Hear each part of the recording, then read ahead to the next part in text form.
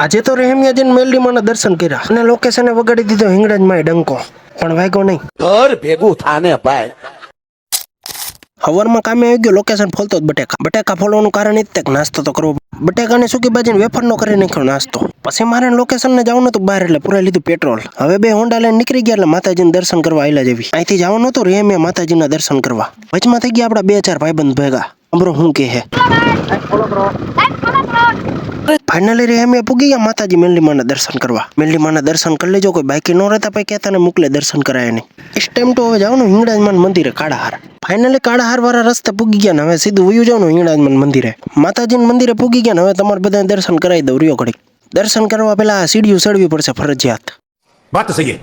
હિંગળાજમાં દર્શન કરી લીધા, કોઈ બાકી રહેતું ને દર્શન કરવા. પાછળની સાઈડ માતાજી હુતેલા દર્શન કરી લેજો બધાય. માતાજીનો ડંકો આપણે વગાડી લીધો. થયું ગયા ભાણાભાઈ ગુગરાવાળા ન્યા, કારણ કે ત્યાં નાસ્તો કરવો પડે થોડોક. પછી મેન લોકેશને 2 ખાઈ લીધા દહીં વડા. અમે પૂગી ગયા ઘરે, પણ તમે કોઈ ફોલો કરવાનું ભૂલતા નહીં એટલે ફોલો કરી નાખજો.